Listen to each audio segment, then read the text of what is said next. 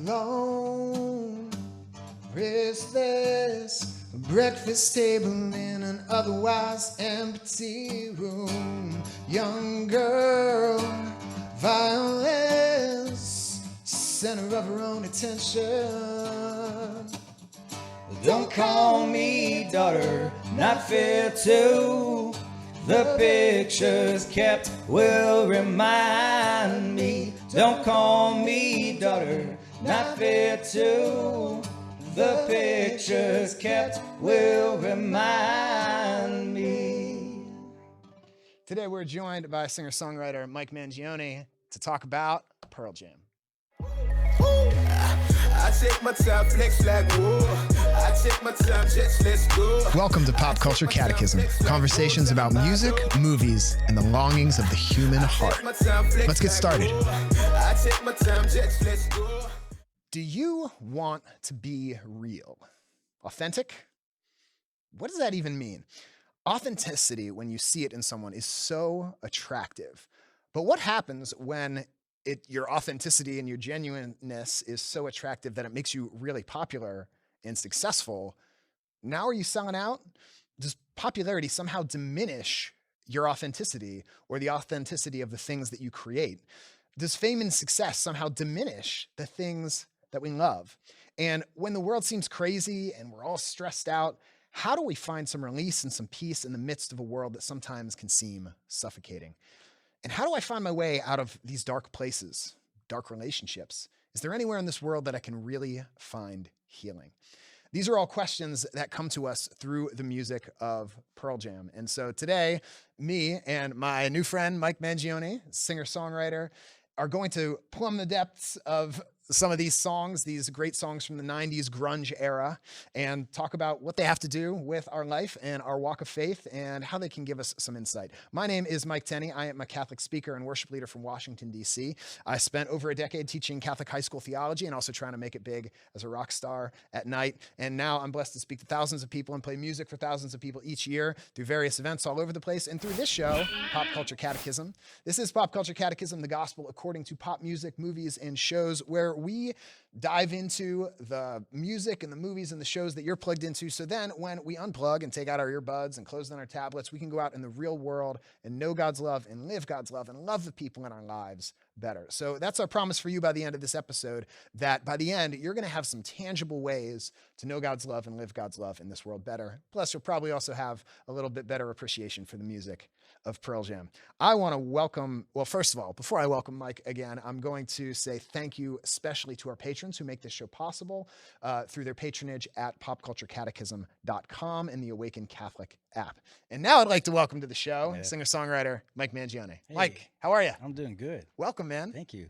We're gonna tap toes. Tap toes. Woo!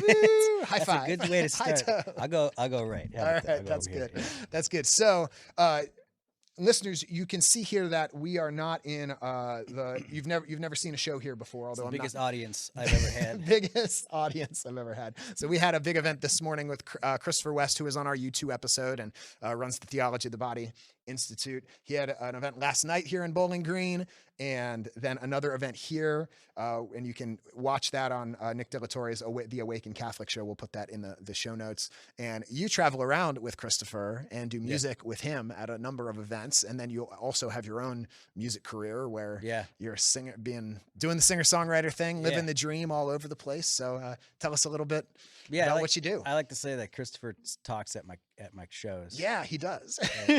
And he talks for a long time in between just one of my songs, and they speak. It's crazy, the audacity that he has. Very excitedly. Yeah, and I'm like, dude, bro, chill. They get the idea. That's awesome. So tell us about your career in music. I'm a musician. I'm a dad and a husband. And you always got to say that when you're speaking to a Christian audience. Mm-hmm. That's always got to be your anchor, your big closer, or it's got to be how you lead off. Yeah, because it's a sign. I like to put my family right in the middle, so people don't know. Like, does he really? His family was right in the middle, dude. Okay. Yeah. He said podcaster, and then he said husband. I didn't even say it. I didn't even mention my wife or my kids. He hasn't podcasted since. No. Yeah. I'm a musician. All right. So I grew up in Chicago, Illinois, and started playing music out there. My mom got me into drums early on. My brother played guitar, so we were like, the White Stripes before the White Stripes. We were the Mangione Stripes, which didn't have a ring to it, so we went with. Were you Meg or Jack? I was Michael, and he was Meg, and anyway, so yeah, and then eventually I ended up in Milwaukee for school. Started playing a little bit around town, moved out to Los Angeles, took a stab at that whole scene, and then ended up living in a van for 2 years, just traveling the United States, playing shows, and eventually moved back to Milwaukee. Linked up with Christopher. He became a fan of my music. I was then starting at like 2021, getting into my faith, specifically through theology of the body. So the work that he was doing was having an impact on me. And so we had this mutual, just real like appreciation for what each other was doing. And we really appreciated beauty and the transcendentals. And so we just thought, hey, should we try to link this up? Because it's not, music doesn't have to be a break. It can be a resource to helping, a point marinate into the meat. That's kind of grossed up. But anyway. No, I like it. That's what we started doing. That's and then awesome. I've been doing that with him for about 15 years. And so I do a lot of co-creating with him. And but then I do a lot of stuff. And then I have a band and a lot of stuff that I do. We'll put all that in the show notes. And so I saw Christopher West for the first time when I was in college back in the 2000s. And then I've worked with him a couple times. He's been on my show on our U2 episode. I've been on his show through the Theology of the Body Institute, kind of gotten to know him a little bit, but I hadn't seen him speak live since like the early 2000s, mid 2000s. And to see him do his talk, it used to just be like he stood up and gave a talk. Yeah. And now it's like you guys have screens. He's got a band. And he's got you. He's got a band. And it's the difference between being a solo artist, then all of a sudden you have a band that helps you realize something. Yeah, and I feel like it speaks, like it really does speak to the heart. Like you guys have art and animations and these like that cool little cartoon you started off with. It's really beautiful the way it speaks to your heart and all different parts of you. It's really, like you talked about the transcendentals, truth, beauty, and goodness. Like it hits you in all those different places. So it was really beautiful.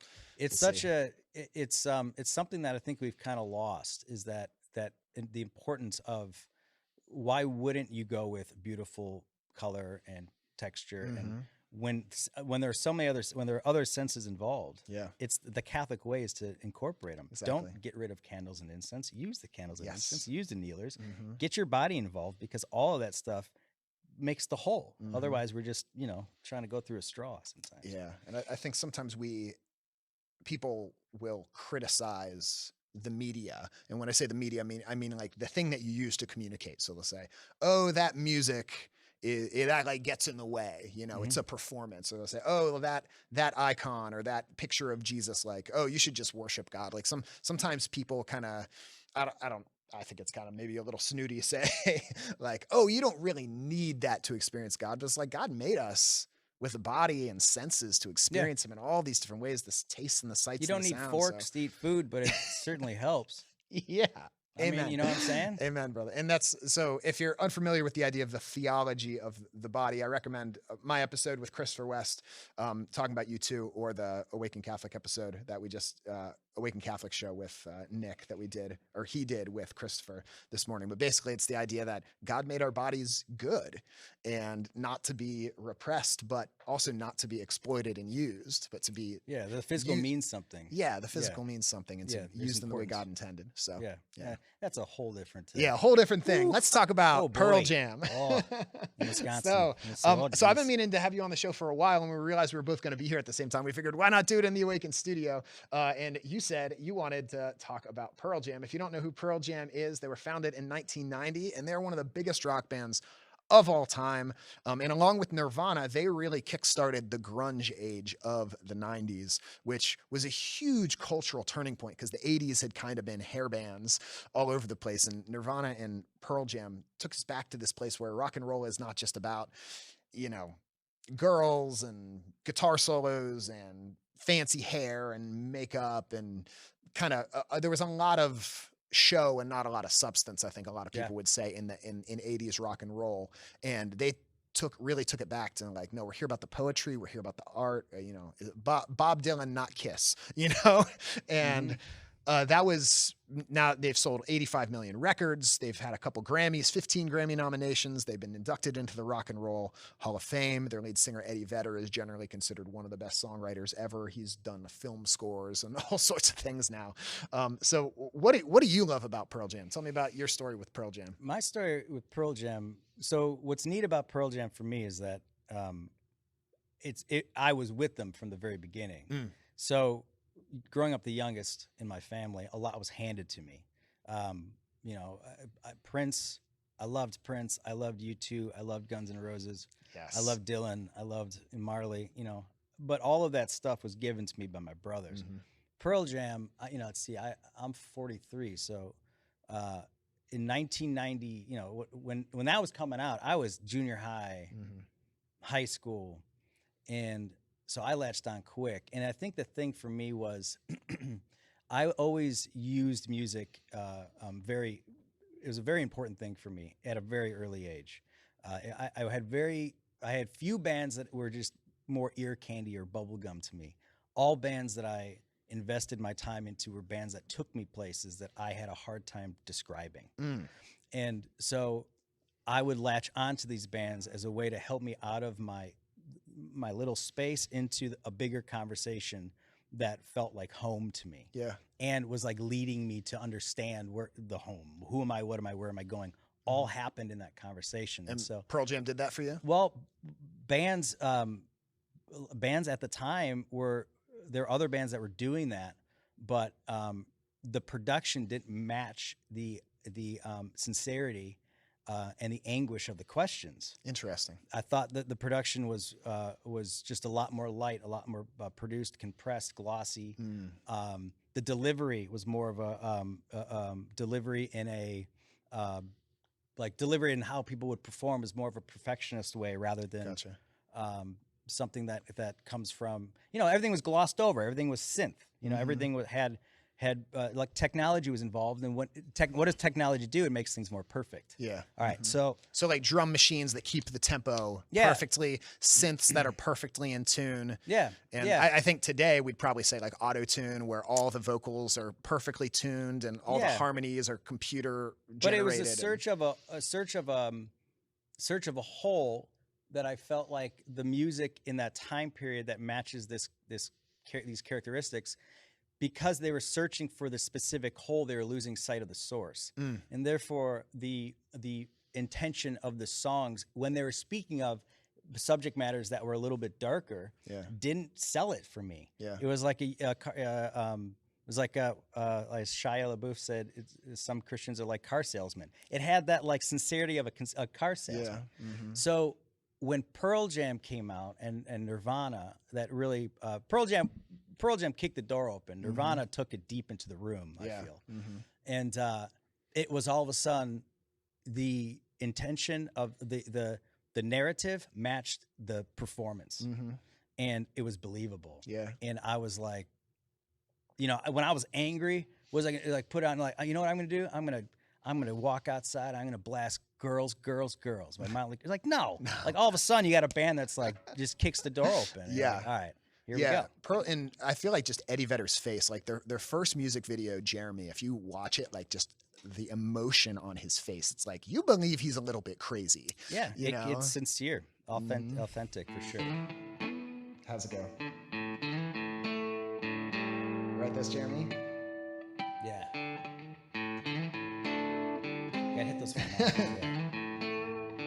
At home drawing pictures of mountaintops with him on top. I'm not doing the rhythm. I can't play the rhythm and sing it at the same time, but arms raised in a V. Those are two good guitarists. So. Yeah, Stone Gossard and Mike McCready. So good. Yeah. And so I feel like you said something about like it was so compressed. So for those of you who are non-musicians, compression is an effect you can put on something to make like the loud's quieter and the quieter's loud. So if I whisper into a microphone or yell into a microphone, it's the same volume coming through. Yeah. And while that works really well for it enables you to get more volume out of the track. So if you listen to 80s music, it's a lot louder. Yeah. But if you listen to anything like a Ray LaMontagne record, it's going to be you're not going to be able to get it as loud, but it's going to be broader. It's going to be more horizontal. When you were singing last night, I was thinking you channel a lot of Ray LaMontagne. Yeah, I respect the man. Yeah. But anyway, what I was saying about compression is it does make it sound like real nice, and it kind of can even out a voice if you don't have great like breath support. To have some compression on it makes your voice sound a little stronger and more even,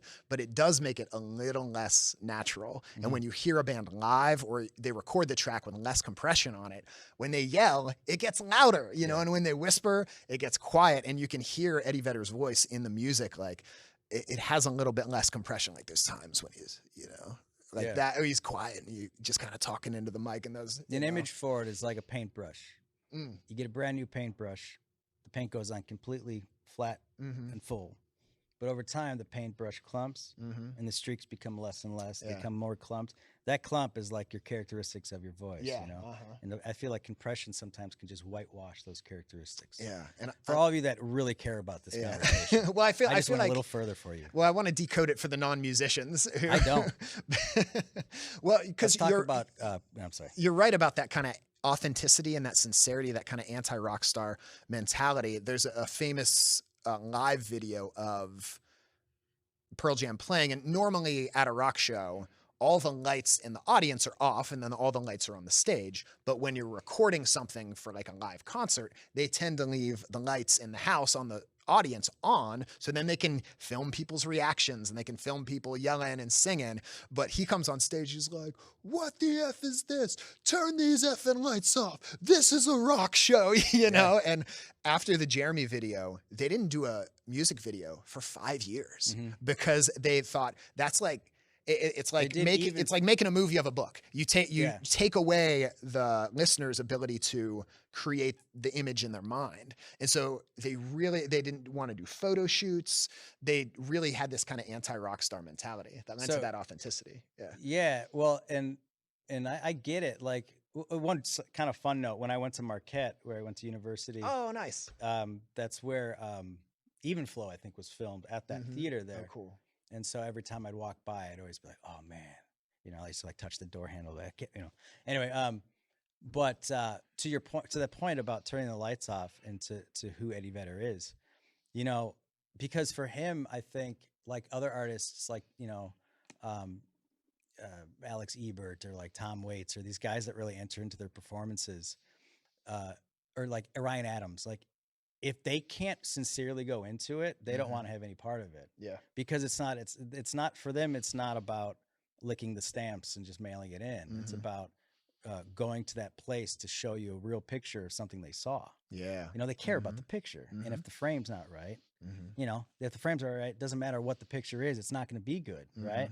So the lights just help set up the feeling. I get that. But to your point, to the original question way in the beginning, I just loved that he meant it. He was authentic. Yeah. He didn't have outfits. He just walked out with the baseball cap and the little, you know, the denim jacket, and just got angry and shook his head. And I was like, that guy's cool, man. He's super cool. He's letting us into something. Yeah.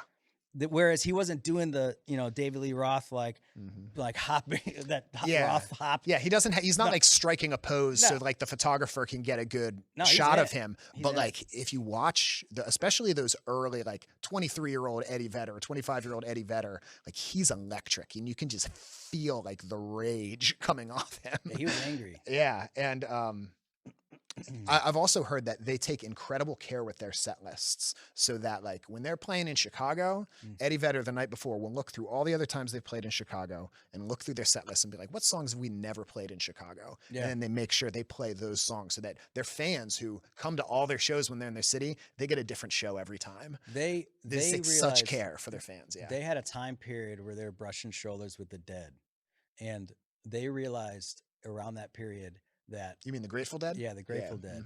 That if you don't have that connection with your fan base, you don't have anything. Yeah. Because the moment it doesn't become about that, you're now look what happens. You're changing your songs. You're changing your identity to appeal to something that is more important to you. Yep. So exactly. I think like right around that time is when they weren't doing singles. They weren't really. It wasn't about that, but they were still selling out amphitheaters. Yeah. Like who And else does that? They still are in 2023 With like zero support. Yeah. I mean, now they're getting to that point where they're more of like they're a legacy act. So there's that whole element. But how do you do? Who else does that? Grateful Dead, Fish. Yeah. I mean, Jimmy Buffett.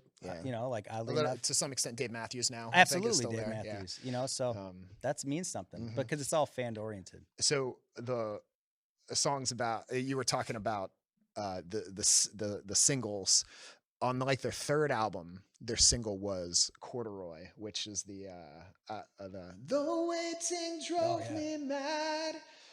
I don't want to take what you can't give. Yeah. I would rather starve than eat your breath.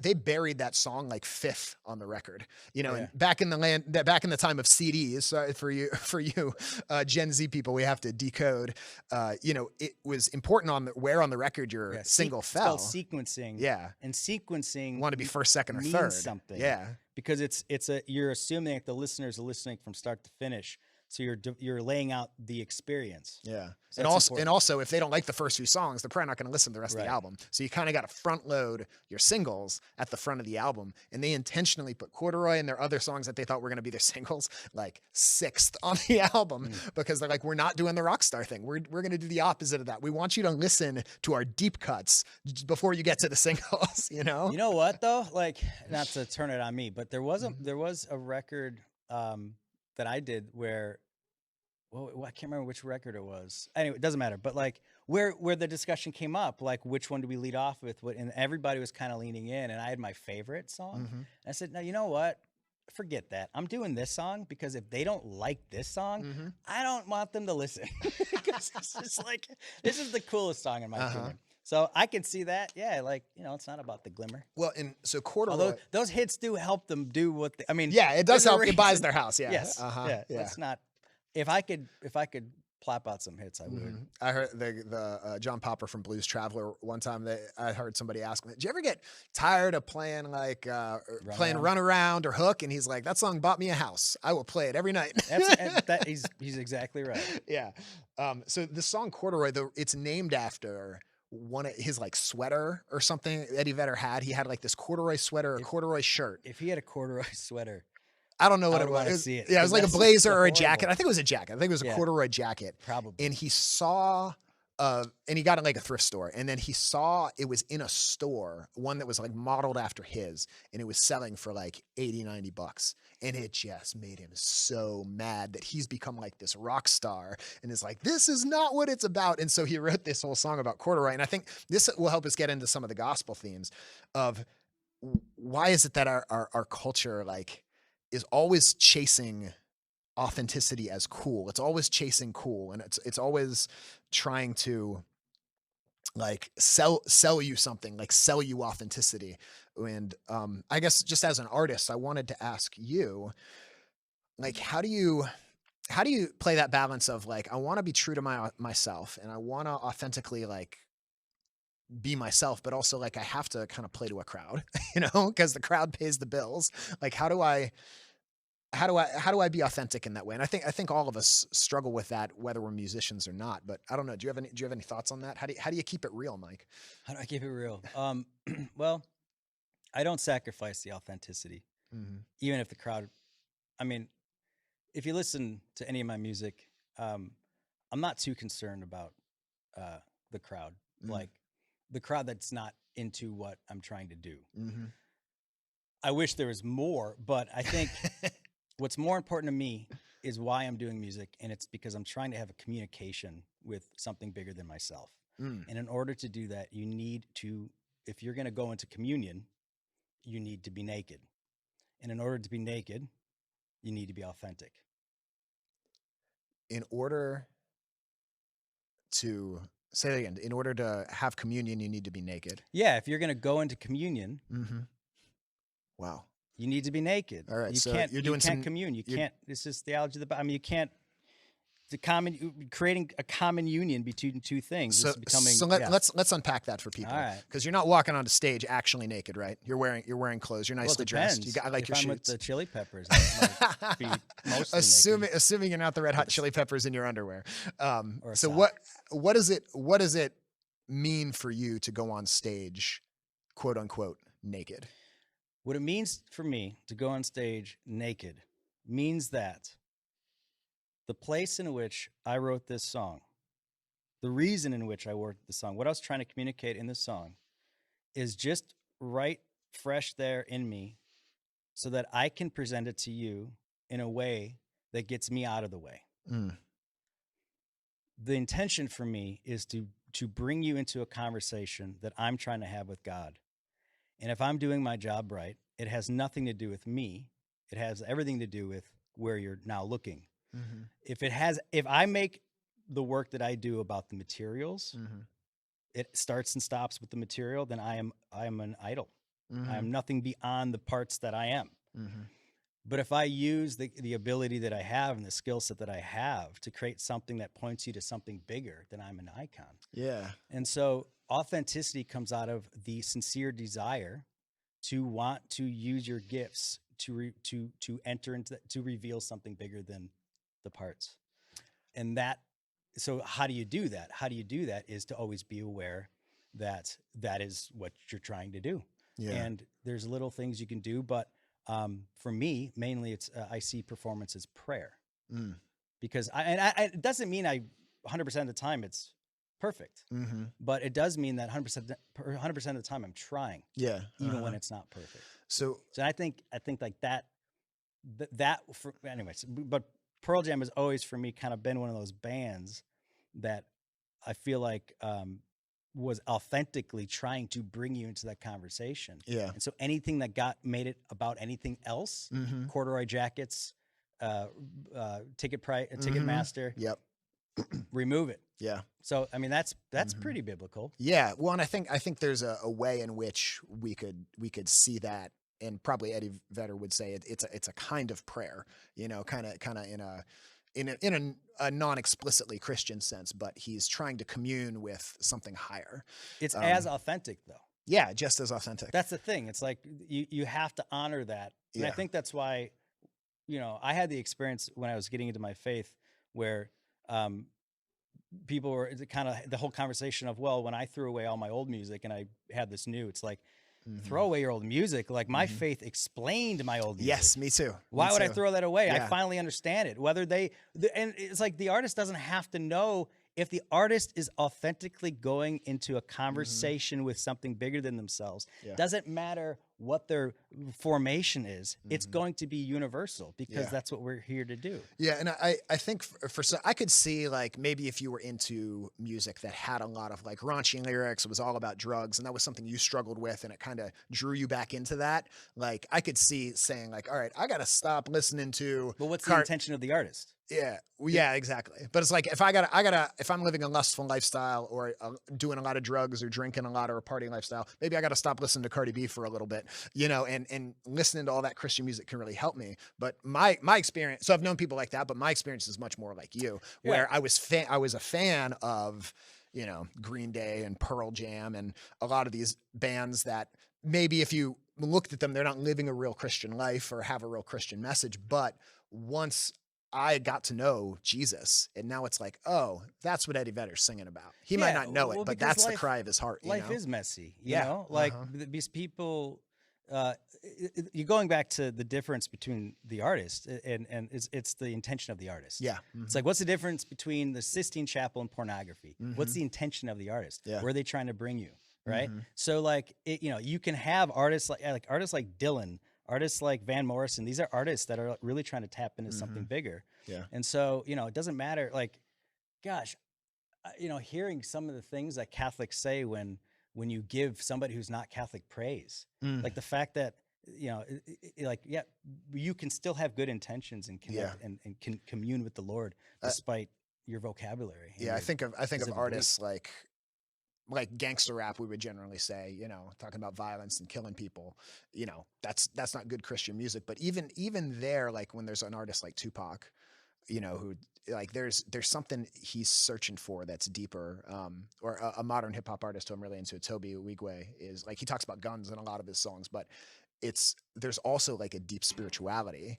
And so you don't have to be like, the lyrics don't have to be like perfect, in line with Christianity, but you can see through to their heart, and I think that's very scriptural. Like, look through the heroes of the Old Testament and the New Testament. I'll tell you what, there's lots of imperfect people. So. If you can find the wheat in those songs, it's going to help how you view the world when you leave. Explain that. Find the wheat in those songs. Yeah. If you can find, like, you're talking about not allowing certain language to distract you from the intention and the message. And I agree. So what I'm saying is, if you can find those qualities of the positive qualities of what people are putting out in their life, and you focus on the positive qualities, and you can see that, you can begin loving that individual for their dignity and who they are, rather than judging them for who they're not. And right? that's the wheat. That's like the wheat. The gold. So that's the wheat. You need to see the wheat. As opposed to like the weeds, is that the other side? As opposed to immediately seeing everything that they are that you don't agree with. Yeah, okay. See the beautiful things in them. See their dignity, and you start from there, and then you have a conversation. But with if you're able to do that with songs, if you're able to listen to an old song and say, "Oh my gosh, I used to think this song," like, if you listen, he's talking about like being intimate with this woman, and I thought this was so racy, but if you listen, you actually hear it's a window into his heart. He's actually crying out for God. Yeah. This is a window into the human condition right here.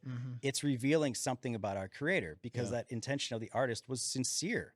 They sincerely had these feelings towards their woman and towards his woman, and were able to communicate it in a way that was authentic. Yeah.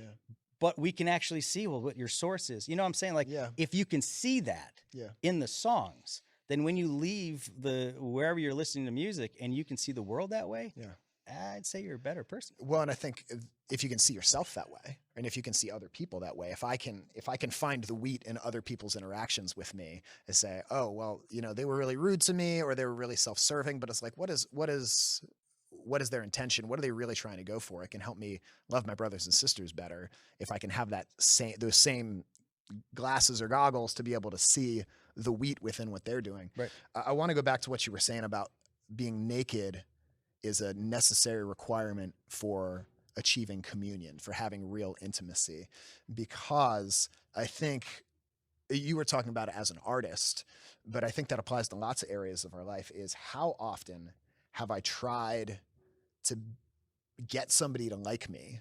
How often have I tried to please someone by kind of not really being authentic to myself? And not that you can't, do things that are nice for people, or, you can act a little more polite in one situation than another. But I think probably so many of us have been in relationships with family members or friends or romantic relationships where we felt like we had to stifle a real precious part of ourselves to get that person to like me, or I had to act in a certain way for that person to approve of me. And it's not our job to get other people to like us. I've been married for 17 years and I still struggle with that. Yeah. I mean, I struggle with that with my kids. Like, how do they like, what do my kids think about me? It's like, so and because of that, as a result, is you put up these facades, these masks. And, I think that we can do that with art. How is this going to be interpreted? What if I said it, I think it's important to be aware of how the artifact is coming across, but do it from the place of inspiration. Don't do it from a place of judgment. Yeah. Well, and I think I think about what you were just saying, like with my wife, with my kids, like taking off those masks and trying to be vulnerable and trying to be my authentic self, but then also being non-judgmental enough and a safe enough person that they can do that around me. And the only way it works.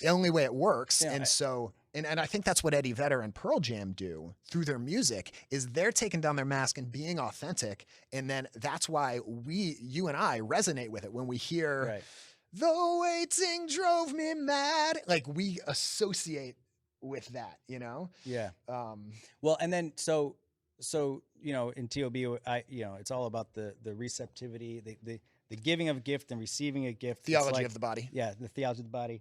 It's like that. if you're going to be vulnerable, and if you're going to want somebody to tenderly take care of you in your vulnerability, because that's what's necessary, then you're going to have to do the same thing for them. Yes. And it's that cyclical relationship. And I think that, it'd be weird if Pearl Jam was one of those bands that, would be like that and then get off stage and just be in bar fights. You know what I'm saying? Like it was a consistency in who they are. Like Eddie, even if you don't support the causes that he was pushing for, he was doing it from an honest place where he was trying to do good. So yeah, he was very into political activism. I think it was on SNL.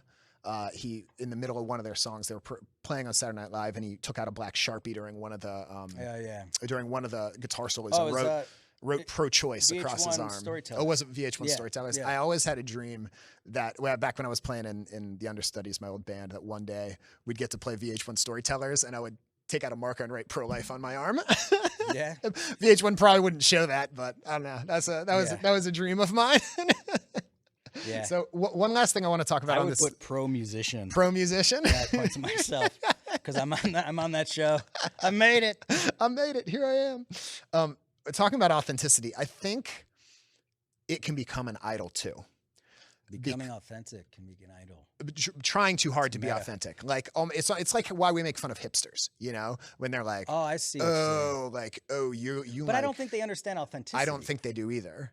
That's not authenticity. But I think some people, they're so they kind of become obsessed with this idol of authenticity, of chasing a fake authenticity where they just want to seem authentic. Don't tell me that this younger generation has lost definition of words. Don't tell me that has started to happen. I don't believe it. No, that's not authenticity. That's a style. That's like, that's the opposite. Yeah. So like, doesn't mean you can't be stylish. Yeah. But I'm doing this as if there's an audience. Mm-hmm. You know what I'm saying, sir? There is an audience, man. There's thousands of people listening to us. We just can't see them. So, but I think for me, because this is a temptation for me too. The way I know that that's becoming an idol for me is when other people start to like it, do I start to like it less? I really, there's an author right now I really like named Brandon Sanderson, and he's just kind of like cresting into mainstream popularity. And so like, if I start to like him less because other people like him now, and I don't get to be cool because I found him before he was cool, then you're inauthentic. Then inauthentic. Yeah, I'm just chasing this fake authenticity of wanting to be the hipster who knew about it before it was cool. You know what I mean? Yeah, but I wouldn't be so hard on yourself because it's like, you can feel that a little bit.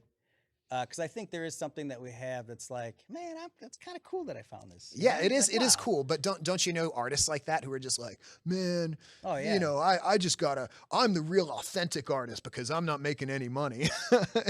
Oh yeah, that artist doesn't last long. All right, so another thing I love a lot about Pearl Jam is they have these ballads. And when I say ballad, I don't mean like a sappy love song. I mean like in the classical version of the word, a story. And so many of their songs start off with just a description of a story. Like Daughter, Alone, Listless, Breakfast Table in an Otherwise Empty Room. A lot of times he starts off just by kind of painting this tableau of what's going on. So I'm thinking of... at home, drawing pictures of mountaintops with him on top, lemon yellow sun, arms raised in a V. Like you can see everything. I know like half of all these songs. I'm not a good enough guitarist to play all of them through, but I learned like a bunch of the riffs. It's too early for me to try to hit those. Daddy, if that's Daddy didn't give attention, no. Yeah. My listeners are used to me like trying to sing things out of my range into their podcast years. So if they're still around after all this time, they're used to that from me. But I love Jeremy is about this boy who was like bullied. Clearly I remember picking on the boy and how he like flipped out at recess and like hurt the recess lady, and then at the end of the song the boy commits suicide. And this other song of I'm Still Alive, it's about his song. She said, have I got a little story for you, about his mom telling him when he was a teenager that the guy he thought was his dad is actually his stepdad, and his real dad died before he ever knew he existed. And then So there's so many of these just stories of hardship that he just sings about, and I think they're really beautiful in that, because we all have this human struggle, of we all have struggles that we've gone through. So I don't know, as a songwriter, what value does that, like writing a song about bad things that happened to other people or to yourself, like why do we need songs like this? Well, I always think because it's good for two reasons. I think it's good to know that you're not crazy. Yes. It's good to feel that, okay, I'm not alone. Mm-hmm. But just to bring it back to faith, it's part of the human experience. And so, like John Paul II says, even in those expressions of the darker things, it's still expressing God. That's paraphrasing from Letter to Artists, but I need to reread Letter to Artists. It's been a while. Man, yeah, it's been a while. I always used to say my Mount Rushmore for music influence was like Dylan, Lanois, Van Morrison, and John Paul II. Just because his writing has had just a permeated. Daniel Lanois. Yeah, he was like producer for U2, right? Yeah. For a lot of people, but his own work is just out of this world. Tom Waits is another one of mine. Gotcha. I love so. Yeah. So I'm thinking of how these stories of hardship, they're very biblical. Like if you think of the seminal story for the Hebrew people in the Bible, it's the Exodus, and it's this time of slavery and then journeying through the desert for 40 years where they're totally reliant on God's providence, and then the Babylonian exile. So it's the things that get the most attention are these times of great trial, these times of great challenge. And then the rest of the Old Testament largely is, hey, remember when you were going through this, remember what God did for you, remember how he brought you through, and now it can help you in this time. And people throughout history have used that. One of my favorite scripture passages is from Sirach chapter 2, and it says, "My son, when you come to serve the Lord, expect trial. Prepare your heart for trial. But then look to the ages past. Has anyone hoped in the Lord and been disappointed? Has anyone hoped in the Lord and not seen vindication?" I'm paraphrasing a little bit, but Sirach chapter 2. Are you saying that we still might become huge rock stars at like 43 years old? Maybe you will. I've pivoted to the podcast world, so probably truth? Not for me. Is that my truth? That's your truth. It's going to happen here. All right. You got it. It's my put that on my vision board. Jan, my secretary back there. So, and also I think just of my own life. Well, and of course the great story of suffering in the Bible is Jesus, and the passion, and that's like the archetype. And then I think in my own life of times of suffering, and probably the first time I can remember this in my life, I was probably, kindergarten through 6th grade. Life was just happy. I was just a kid. And then in 6th grade, my dad lost his job the same time my oldest brother was going off to college. And so like my dad was in a bad place. My mom had to go to work, so my mom was gone a lot working, and then my oldest brother, who I just adored, was gone. My other brother was in high school, so he was gone a lot just doing high school things. And I just remember it was the first time in my life, and not that my dad wasn't great or not that my parents weren't great, but it was just a hard time for the family. And I just remember it was hard for a kid in 6th grade who weren't able to eat out as much. Like we weren't able to go on vacations like we used to be able to go on. And that's when you're aware of everything. Yeah, that's when I was aware. And I was just aware that there was my parents' marriage was fine, but there was stress, and my mom was working more. She was working nights as a nurse. So I would only get to see her in the morning before I went off to school. I'd wake her up and say, "Good morning, Mom. I love you." And that was the only time I saw her all day. And so it was just the first time in my life. But that was so instructive for me for the rest of my life, because the reason my dad lost his job was because he didn't want to move the family across the country. And he was like, "I'm not going to do that. You want me to move and I'm not going to." And they were like, "Well, okay, well, here's a little severance package and off you go." Yeah. And so it wasn't like he just got fired, but it is he stood up for his family, and not that he couldn't have, and not that other families in similar situations couldn't do that if they discerned that was the right thing to do. But that was such a lesson for me that career isn't everything. Money isn't everything.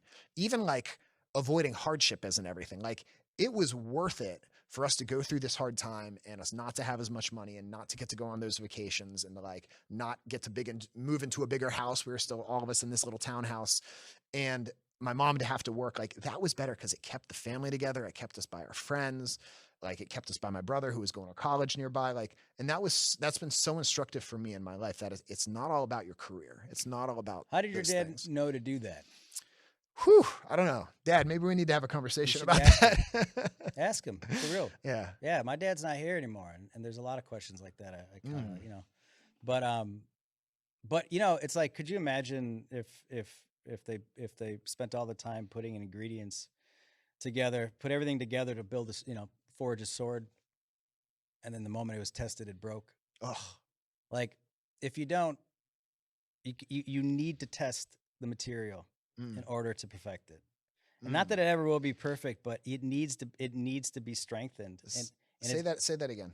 Well, you need to. I'm just saying you need these trials to learn how to wear what we've been given. Wow. You know, we've been given all of these things to cope with our experiences on this earth, and we got to test them. We got to put them to the challenge because it fine tunes them. And if we don't fine tune them, then we're just going to be what's that, like Wall-E, that, you know, that blimp in the spaceship with all the people that just roll around. Like we're not. We maybe need to do an episode on Wall-E. We need to develop these because it's for us. These trials are for us, and it's. I love what you said about it needs to be tested because it gets fine-tuned. Because I think a lot of times when we think, oh, God's testing me, or we see something in the Bible, oh, Jesus went out to be tested by the devil. Like, everyone's like, why is God testing me? Like, he knows. Like, why does he need to test me? Like, isn't that just cruel? Like, why does he tell Abraham to take Isaac up the mountain to sacrifice him? And the last moment, he's like, just kidding. Just wanted to see if you would do it. You know, like, that seems like a cruel God who would test you in that way. But I love what you said. Like, the testing is not so that God can find out. The testing actually fine tunes the instrument. Absolutely. And like, it's good for the instrument. Yeah. And so, yeah, that's really helpful. Like if ever you ask, why would God do this? Just wait. You're going to find out. Wow. All right. I might need you to remind me of that sometime. I got it tattooed on my chest. Check this out. No, I'm just kidding. You'll see it next time you go to his show and he's naked. I do this and it's like really small. Yeah. How do you do that? That's extensive. Too much. Very good. There's, talking about some of these hardships, there's a lot of songs that he has specifically about the hardships of women at the hands of men. So I'm thinking of waiting, watching the clock, it's 4 o'clock, it's got to stop, tell me, ain't no more. She practices a speech as he opens the door. She rolls over, pretends to sleep as he looks her over. I can mumble the words because it's Pearl Jam. Then it goes, she lies and says she's still in love with him, can't find a better man. She dreams in color, she dreams in red, can't find a better man. Can't find a better man. Yeah. And then the end is like, she loves him. Oh, she don't want to feel this way. She needs him. Yeah, that's why she'll be back again. So I bring that song up, and Daughter, we started the show with, are both examples of kind of Eddie being very sensitive to women who have been mistreated by men. And I love this because, we talked a lot about the aesthetics of coming out of the 80s rock star with the hair bands into the grunge with Nirvana and Pearl Jam, how it seemed much more authentic. But another big part of the 80s hair bands was like degrading women. Absolutely. Girls. Yeah. The video was it was done at the strip club they went to all the time. I mean, that's where it'd be, yeah. Yeah, if you ever seen that Mark Wahlberg movie Rockstar, like that was real life for those rock stars of the 80s. And then to have Eddie Vedder get on there and to sing a song about a woman who's a victim of domestic abuse with such passion, or a daughter who is saying, don't call me daughter. Like I've been mistreated by even my parents. Like I feel like it was such a switch. And, you know, as much as we as Catholics and Christians would say, you know, his pro-choice advocacy was misguided, like his songs have a real love for the dignity of women in a way. You know what I mean? Yeah. And I would say the dignity, his songs were all about the dignity of person, because most of his, I'm not going to, obviously I can't say every one of them, but majority of the songs that moved me that he was putting out there lyrically were all songs that were saying it shouldn't be this way. Yeah. There's disorder. It's not, this is not right. This is injustice.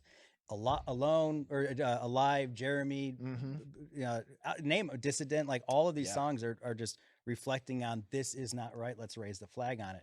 So in that here, okay. So in the sea of that, you know, look, you're going to get some things that you don't agree with, but it's still coming from somebody that's really trying to plug in. Yeah. I love Dissident. It's like, escape is never the safest bet. The dissident is here. Like, don't escape. That's not the safest bet. Like, run. That's not the safest bet. You got to be a dissident. You got to like stand up and fight the man, you know? And I love too, Bono once said, I keep the high notes because they keep me honest. It's like you can't bullshit the high notes. And I feel like Dissident is a great example of, like, Joe Cocker used to always, he would stand at a piano and to figure out the key, he would have him keep raising it until he just broke. Because that's the honesty. Because you can't BS that. Yeah. And I feel like Eddie Vedder was a subscriber to that mentality. Yeah, for sure. Vocally. And I think Dissident is like one of the, there's no way to perform that song without bleeding your vocal cords. You know? It's a great tune. Great tune. Great tune. Yeah. It's like Chris Cornell was a master at that too. Chris Cornell. Gosh, like when he died, I just like, we're going to do a Soundgarden episode at some point. Yeah. It's going to happen, but just like his voice and I loved Audio Slave too. Another one for me who I thought hit the nail on the head in that department was Lane Staley. I don't know. From Alice in Chains. Oh yeah. I mean, when he opened up, you felt like the texture of his vocal cords were like slapping in the ears. Yeah, he was just a beast. Yeah. So do you have sisters? Not biologically. Not biologically. Yeah, me neither. I grew up in a very male society, like but like just culture. Like I had brothers, I had mostly male cousins. All my young guys when I was young were friends. I had a female dog. There's a word for that. So when it took me a while to like realize like, oh, women are different. And like women, like I need to relate to women in like a slightly different way. Like I can't just like make fun of them the way I make fun of my guy friends, you know, and it kind of rolls off their back, you know, not total, you know, guys can be sensitive too, but it took me like a while. And then as I got into 8th grade and middle school and high school, and I started to be attracted to women, it was then it was like a totally different thing. Cause now there was this temptation to lust after women. And, so it took me a while to like figure out how to relate to women and it's been really good for me as an adult to have close female friendships to kind of figure out what is it like to have sisters and my sister-in-laws, both my brother's wives and my wife's sisters, like developing closer relationships with them has been like so good for my heart. Yeah. Just in understanding women, and it's helped me be a better man, a better husband, better father to my daughter, and having a little girl, man, just I don't know I grew up with 3 brothers, and I've always been comfortable with both bros, but like I'm very comfortable with the ladies. And I mean that in the right way. I'm very good. But, you know, I don't know. But I know what you're saying. Like, you kind of, but having a daughter, that was where I saw it. Having 2 daughters, I was like, all right, I need to learn some different games. All right. Lightning round here because we're running out of time. So this is one of my favorite songs of those is Given to Fly. Could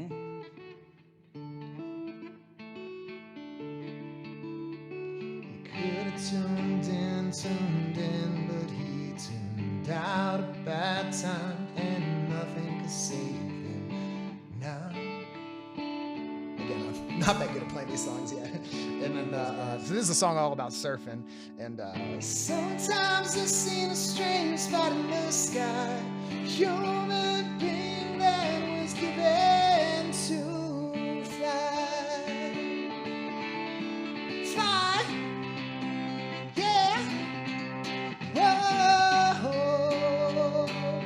So basically this song is about this guy where he's having a bad time. He's just kind of like alone in a corridor. He's waiting. He's locked out. And then he gets out of there, runs for hundreds of miles, makes it to the ocean, you know, smokes a cigarette, and then he goes surfing. And then waves comes crashing and it delivers him wings. And so just he finds this escape in surfing. And Eddie Vedder loved to surf. And so I'm wondering for you, like, what is when the world is just like crazy and you need to just kind of escape? Yeah. What's your go-to? What's your surfing? I love performing. I think performance is probably my thing.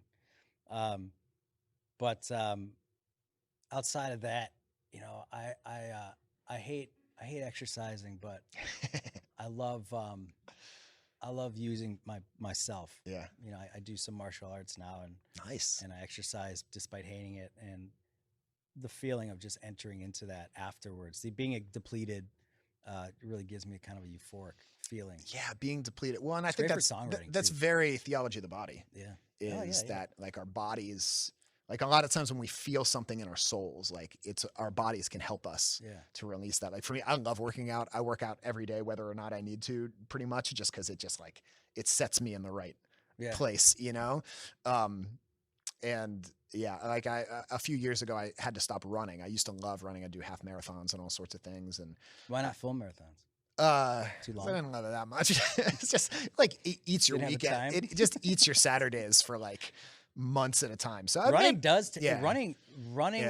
Before I got into running, I never understood the amount of time you need. Yeah, because it takes time. It takes hours to run 20 some miles. Yeah. So maybe eventually I would have done a marathon, but I started having problems with my feet, and basically I had to stop running. So now I had to like pivot. So now I'm like much more into like weightlifting and that sort of thing. And like I still miss running, but yeah, for me, and music too, and really prayer also, of course. And a lot of times when I'm just having a rough day, I just need to go outside.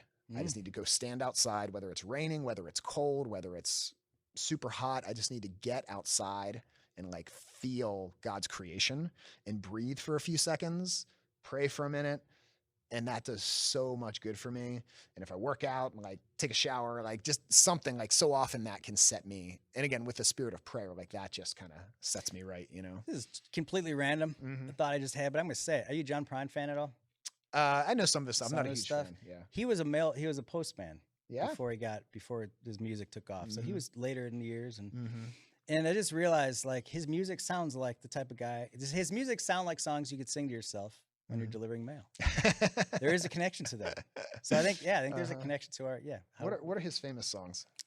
Oh gosh, Despite of Ourselves is a big one. Okay. He's got a lot, but he's a songwriter. All right, last question I wanted to ask you about was related to the song Black. So, sheets of empty canvas, untouched by sheets of clay, were laid out before me as her body was dead. And the chorus is cool because it goes from E major to E minor. Oh, and all I thought I was, everything. Oh, spinning, I wake up somewhere, drop away.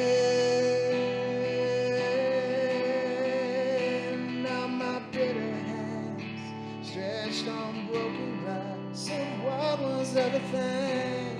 It's one of the first songs I sang to my wife, actually. Oh yeah, it was all about heartbreak. Yeah, that's a window in our marriage. Yeah, I'm just kidding. Sorry.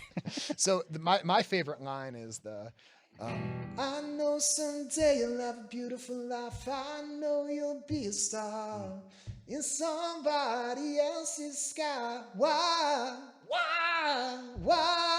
can't it be? Yeah. Like one day I know you'll be a star in somebody else's sky. Why can't it be mine? And it's just this guttural, just like yell at the end of the song.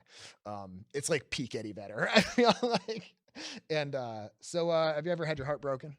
Yes. Okay. How do you deal with that? Because I'm sure we have some listeners right now that are dealing with some heartbreak, either from some relationship, whether it's romantic or whatever. So give us your wizened experience. What do you do with a broken heart, Mike? Yeah, spin it into songs is what you do. What do you do with a broken heart?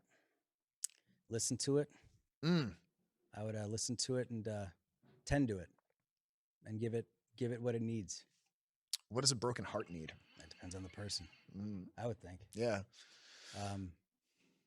But yeah, I think a concoction or remedy is not really there. It's something that you'd have to kind of listen and find out for yourself, because if you're feeling broken, it's because you're hurt because something's missing. And if something's missing, it's because it wasn't there before that person was there. And maybe you need to develop something, or maybe you need to reflect on something that person was that you shouldn't have in your life. Like just give it time. But yeah, I had a relationship that lasted for a long time that just ended abruptly. And okay, to kind of tie it together with when you ask why, just wait. Dated for 7 years. We dated from like junior high until junior year of college. Wow. And I was, in my mind, I saw the future was this. And in hers, when we went to separate colleges because we wanted to test it a little bit. And in hers, she started, fading a little bit, and eventually she cut it off. Heartbroken. Wow. Or as my roommates in college said, there was the most fun Mike Mangione's ever been in his life, because I just didn't care. I was just that guy. And she eventually started dating this dude.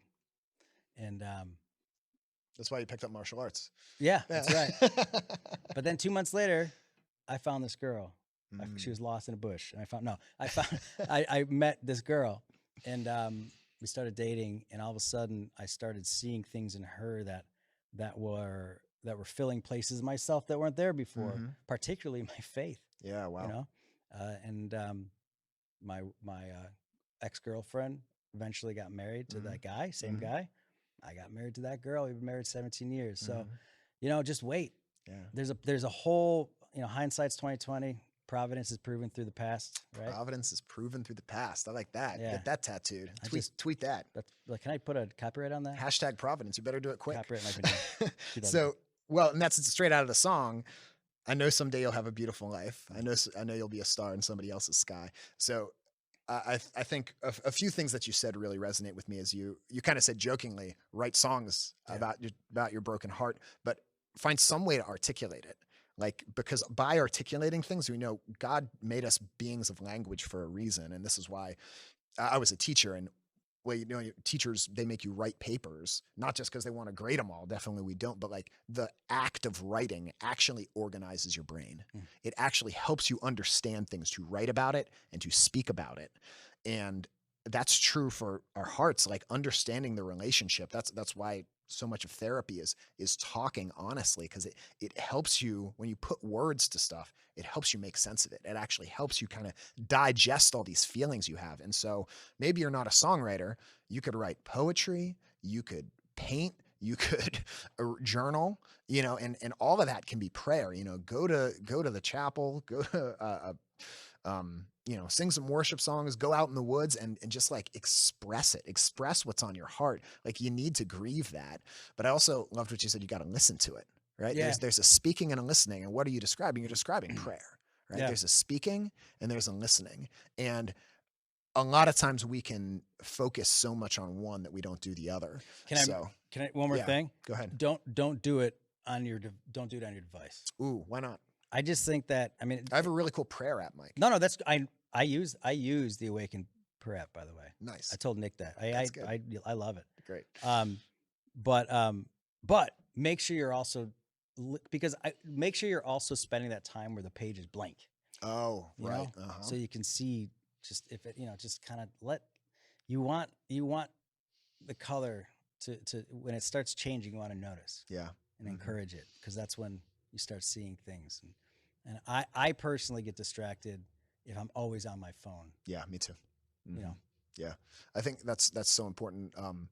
You know, sometimes you hear people talk about like a personal relationship with our Lord and Savior Jesus Christ, or why did you add a Southern accent? Because it's Mike?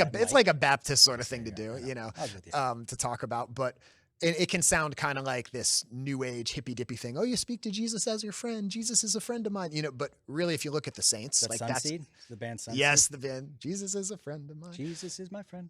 But I'm always looking at here, but that's not the camera. That's not the camera. Dang the it. camera's everywhere. You can look anywhere you want. The camera's everywhere.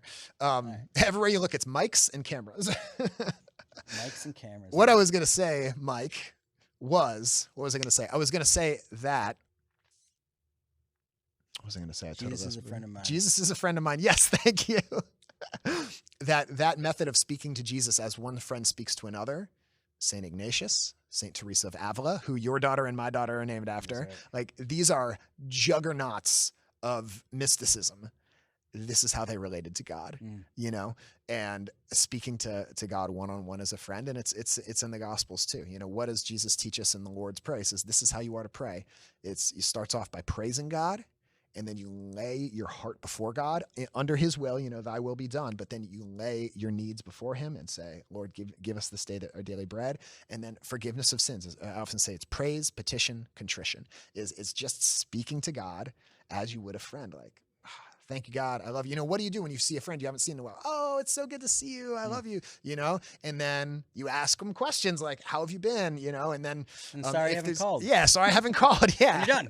And you leave. So And it's very much, it goes all the way back to Jesus, and many saints have drawn close to the Lord this way. And it's how we draw close to the Lord, is this sort of speaking to God as a friend. And especially in those times of heartbreak where we feel that emptiness because there has been a failing or a hurt in a human relationship. Like, throw yourself on the feet of Jesus. Like, it's a great time to kind of renew your dependence on the Lord. So, that's true. So Mike, I want to thank you for just your love of Pearl Jam and your love of music, and just for being the artist that you are.